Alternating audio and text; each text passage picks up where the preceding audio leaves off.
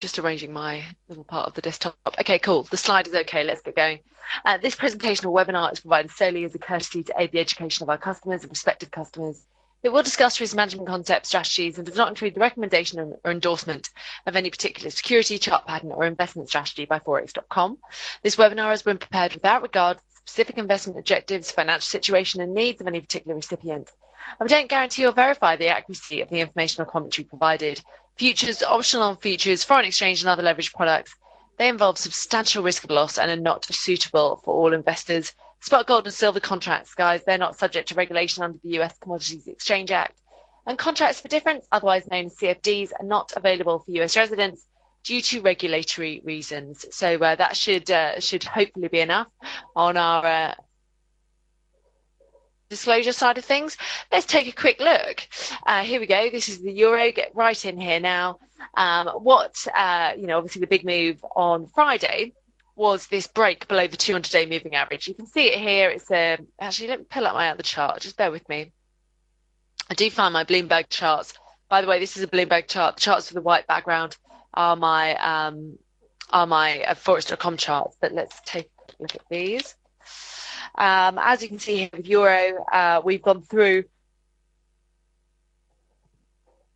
We went through the 200-day moving average, the yellow line on this chart, but we're now back above it. The 200-day moving average is 136.40. We've managed to climb back above there today and yesterday, actually. Some of you may, the way that it looked like to me was that we sold into the EU election results and then actually bought we sold the rumour and bought the fact. So we actually saw just a little bit of upward movement, but as you can see there, very, very small ranges. The length of those candles very, very, very short. I don't know if any of you actually look at candles very often, but they're quite useful. You can look at them in very, very sophisticated ways, but in the most but I guess in the most unsophisticated way, or the shortest way, is actually or the easiest way is actually looking at it via the size of the candles. So very, very small candles, just that there really isn't too much movement. And we do know that volume is quite low in the FX markets right now. Maybe markets just sitting back, taking a bit of a breather. Next week is a really crucial week for the Eurozone. Obviously, we do have that ECB meeting next Thursday, which is going to be really, really critical. There is a lot of expectation now that they're going to take some action. Basically, since we've reached this high just ahead of 140, all of this downside has been as a result of the market pricing in expectations that the ECB will take some sort of action. Now the market seems to, after kind of, falling 400 pips near enough, the market seems to be taking stock. That doesn't mean that we couldn't see another 400 pips on the downside. I think we definitely could, but maybe we just need to get the get-go from the ECB, because the ECB is, traditionally a very conservative central bank. What will be the actual outcome? We don't know.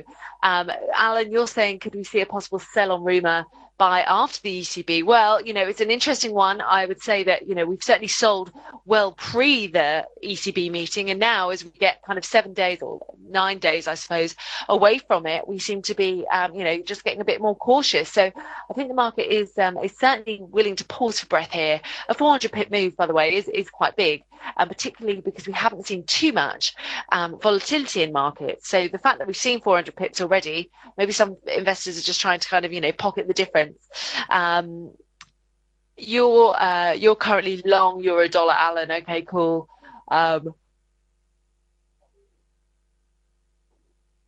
So you've basically got a sizable enough position in euro dollar there, but nothing too crazy. I think it'll be interesting. Obviously we do have to wait until we get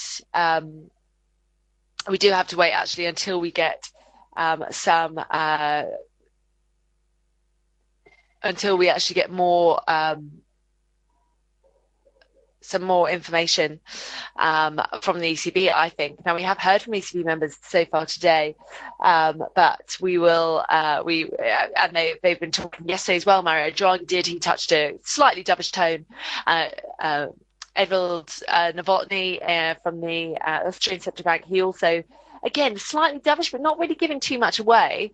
Draghi spoke yesterday. That was before a meeting of ECB members, so a pre-meeting, if you like. It's a retreat, actually, out in Lisbon. Lucky them. And we have seen quite a lot of he spoke about inflation being too weak.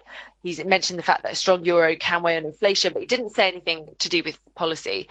Again, Nowotny today, he said that, the Eurozone has a problem with low inflation, but he was not explicit on policy. And remember, the ECB's policy is never to pre-commit before a meeting. So maybe that's why the markets are getting just a little bit nervous and not really willing to go too far below a 200-day moving average. And for those of you just kind of starting out on FX, this is quite a good example, because it just does go to show, when you're starting out with FX and you're starting out with technical analysis in particular, looking at it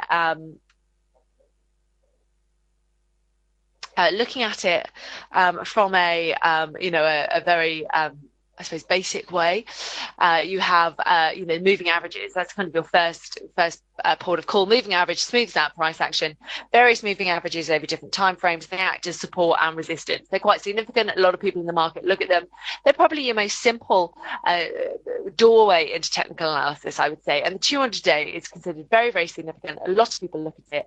It is a very significant support and resistance zone, probably the most significant support and resistance zone out there. So hence, the market does respect these numbers, and that's or these levels, and that's exactly what we're seeing now. So again, a good illustration of how the market can react. When you get to a 200-day moving average, it's worth looking at caution. Now, some people were thinking, in fact, in fairness, ourselves included, that we could actually get back down to those February lows. As you can see here, we got to February lows of just below 135 on the back of falling below a weekly close below this 200-day moving average.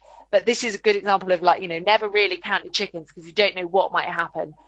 So you then have to, make sure that you always check or that you're always aware of what's kind of going on in the markets. Now, Alan, you're saying that Eurodollar trying to break 136.50. Indeed, it has tried to, but it hasn't quite been able to get there. I think the high today, let's just reduce our time frame down. The high so far has been 136.69. So yeah, it's still looking fairly, on a very, very short-term basis, it's looking fairly constructive.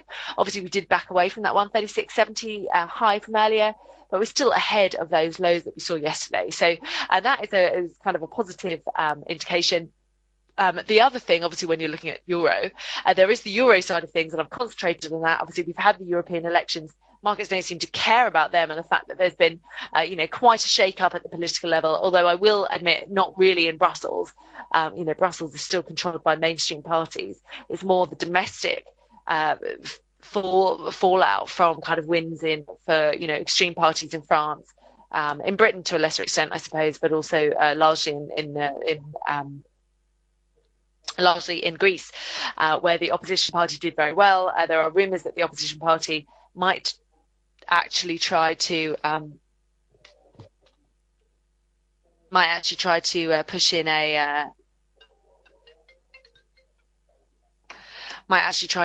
push in for some sort of may try to have some sort of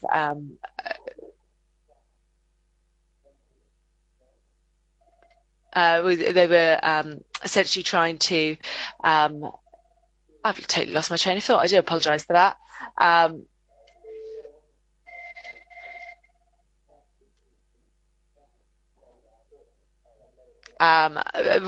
Basically, there was quite a lot of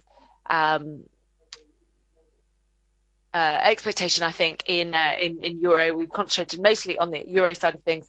We now need to start looking at the dollar side of things, because the dollar, obviously, the weakness of the dollar, the ability of the dollar to rally has been such a key theme this year that a lot of people are getting a bit sensitive or getting a bit concerned almost when the dollar rallies, thinking, where's this going to end? We have ended up here, as you can see, with dollar index, the 200-day moving average, and just failing. We fell back yesterday, and we've seen very, very limited movement in the last 2 days. Now, obviously, yesterday, what we saw was the dollar, very, very low volatility, the dollar not really move at all, but not really be able to extend gains above its 200-day moving average. Now, is this going to be a long-term thing, or is this just short-term? In the same way that, will the euro be able to hold above its 200-day moving average, or is it time to fall back? As you can see, we've had quite a nice rally that's gone in the exact opposite direction of what's of the euro. And we've seen, as you can see, the 200-day moving average there is just acting, kind of blocking that top side. Now, someone's asking to look at the S&P 500. What's your view for the coming days? Well, it's quite interesting. I'm going to look at the S&P 500 now purely because this fits in quite nicely with talking about the dollar. Let me just bring up my chart. As you can see here, the S&P 500, we're at 1900. We got to a record high of 1902, and the futures are expecting another record high at the open today. So we obviously had, really nice fresh record high on Friday from the 24th. The high was from the 13th. Sorry, not Friday. We did get close to it though. The market is expecting a fresh record high today. So the S&P 500 still looks really good. Globally, from a technical basis, there's nothing to suggest that this is over in any way, shape or form. I draw your attention to this bar chart at the bottom here. That's volume for the S&P 500. As you can see, volume is quite low. When volume picks up, that's when you tend to see a change in direction. So with volume actually being quite low, that's quite positive for the bears and for people who are just looking for a bit of momentum higher, largely because, it suggests that maybe the current trend could continue. Alan, I will look at sterling. Just bear with me, please. So the S&P 500, as you can see, still kind of moving higher.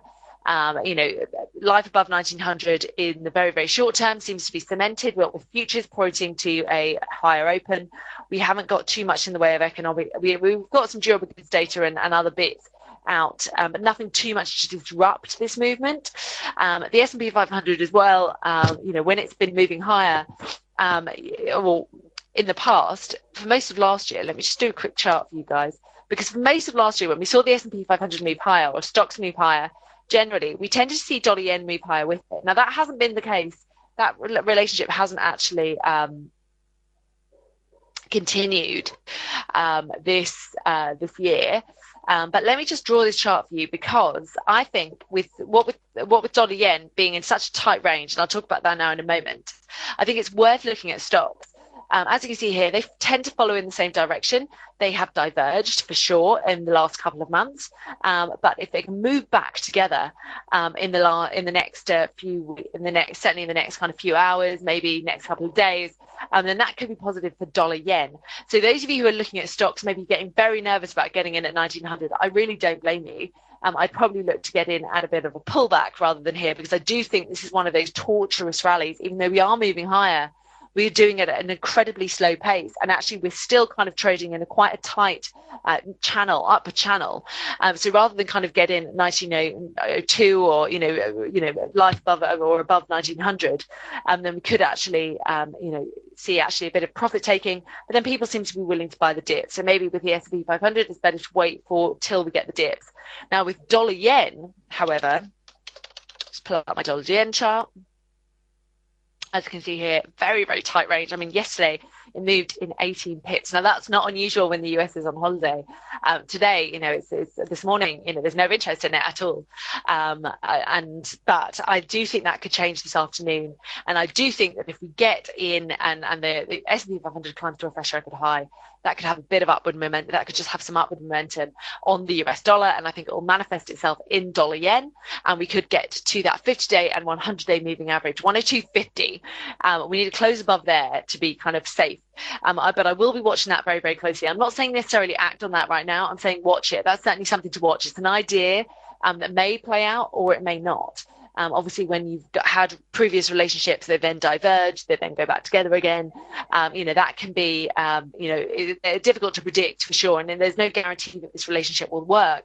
But I will be watching out for it. And I think any break above kind of, 102.10, 102.20 could get some people interested and get some people kind of buying dollar yen. Now, as you can see here, we did slip below that 101.20 level last week. And that was considered, that's going to unleash a whole wave of fury against against dollar yen. Well, it didn't, because we did bounce back above there, got back above the 200-day moving average, which comes in at 101.35.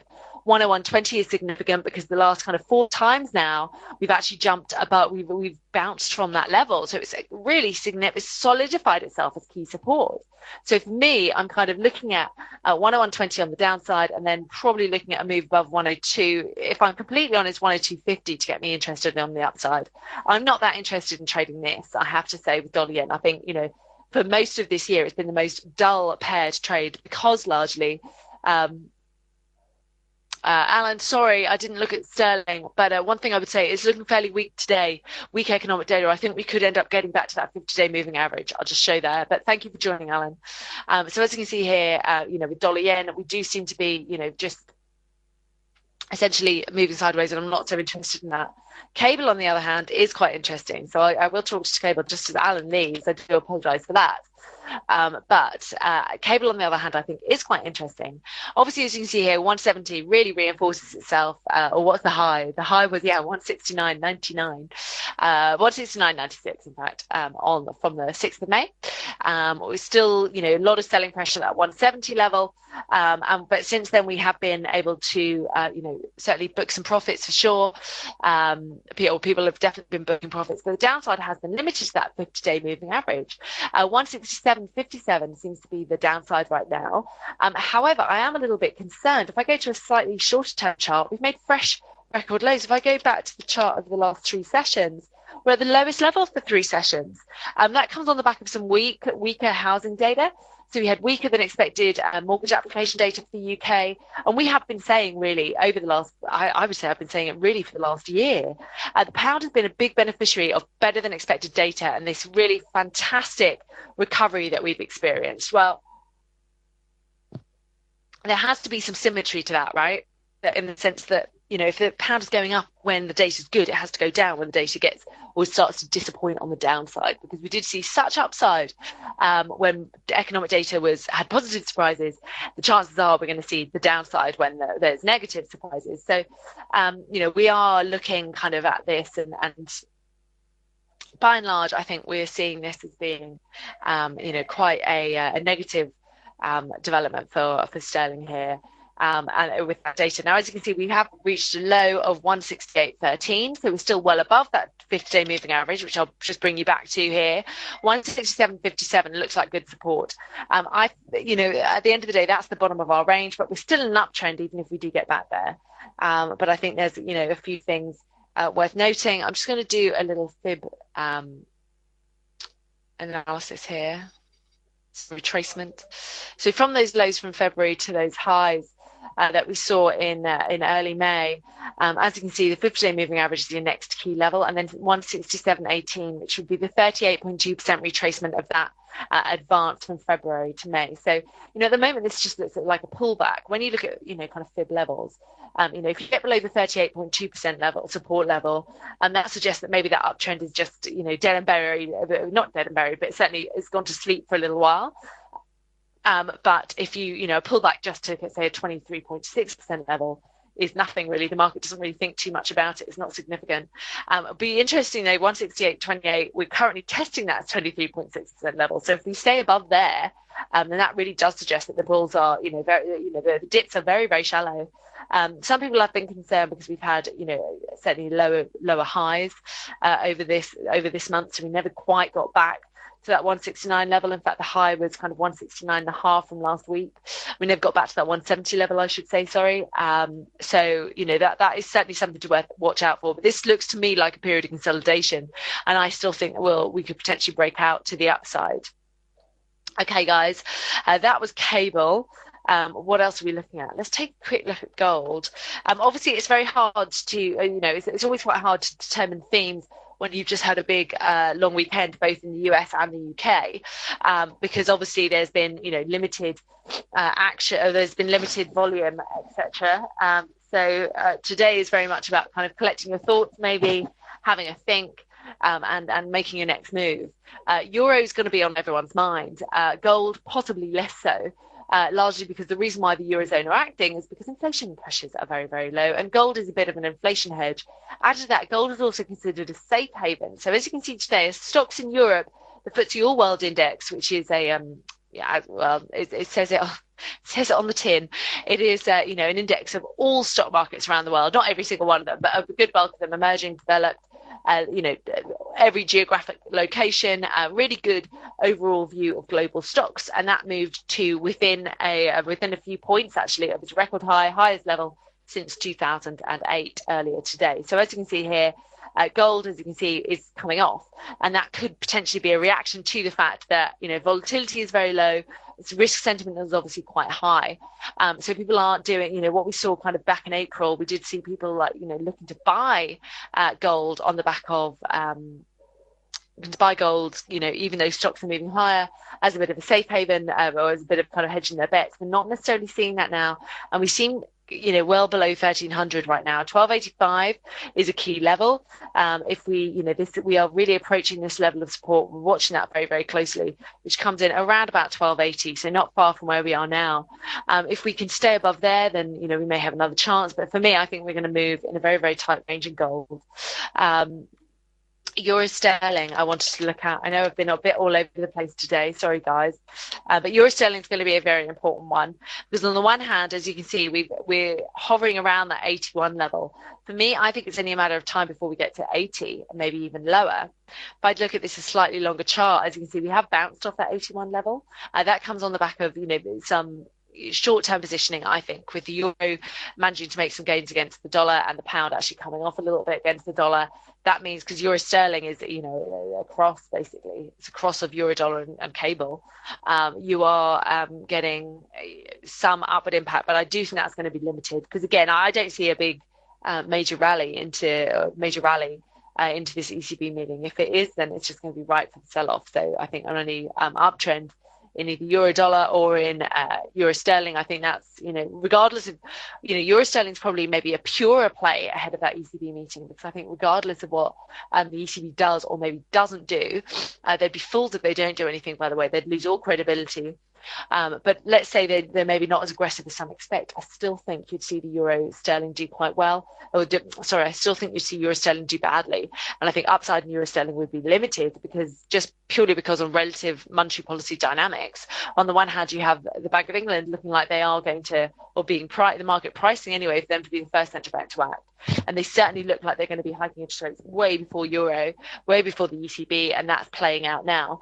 Has it played out all in? I'm not 100% sure, because as you can see here, we were lower in mid 2012 than we were now. So we could go back to 2-year lows, you know, and I think there could be further downside. So any kind of, you know, potential upside in this, in euro sterling over the next few days could be limited in nature, I should say. So does anyone have any questions? I'm very happy to take a question.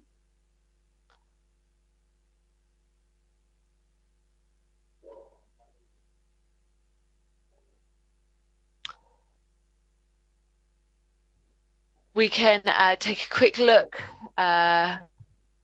Euro sterling sell at 82. I think if it got back to 82, I think a lot of people would be selling it, yes. You know, let's take a look at my other chart really quick.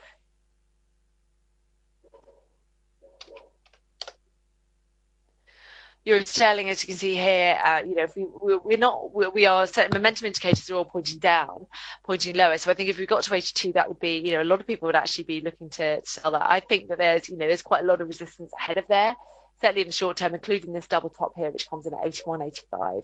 So I think that would certainly attract some selling interest. But, you know, if it got to 82, then I think that there would definitely be some selling interest there, largely as we lead up to that ECB meeting. Alexandra, do I expect the uptrend to resume on Euro Aussie? Well, that's a really interesting one, because I'm seeing Euro Aussie, and I'm kind of seeing kind of two different type of directions, really. As you can see, we rallied all the way into the beginning of 2014, and then we sold off quite sharply.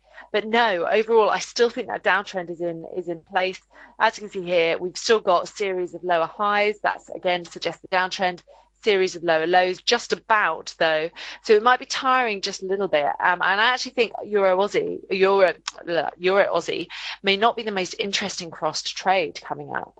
Obviously, though, I do think based on relative monetary policy dynamics, though, as we lead up to the ECB meeting or up to the ECB meeting itself, then we could actually see, some more downward pressure on Euro Aussie, because obviously the Australian central bank does seem to be remaining on hold. Economic data in Australia has picked up as well, so that's also added to this shift in sentiment. We are kind of neutralising here. We're moving back to the zero line, which suggests that we may just push higher a little bit. So I'm not really expecting it. I do think that, this is the 200-day moving average here at 148.70 thereabouts. If we get back to there, I think that could attract some selling interest. Remember, obviously 200-day moving averages are massively, respected by the market. Peter, what do I think are the most interesting pairs to trade at the moment? I think euro sterling, because I still think, it's very, I still think there's quite a lot of downside potential there, even though we have had obviously, fairly sustained selling pressure. I still think on any move higher that is just, a good one to pounce on to take it lower, because I don't really see it. I don't see the fundamentals behind it to keep it higher. Economic data, yes, it seems to be turning left, right, and centre, but I still think relative monetary policy should keep the pound relatively supported, and I think that will come at the expense of the euro. Okay, guys, I'm going to leave it there. Thank you so much for joining. You're all great, as usual. Your questions were really good. Please do join me next week. Syed, I did speak about gold earlier, so I'm glad that I answered all of your questions. So thank you, everybody. And please do join me next week. Thank you.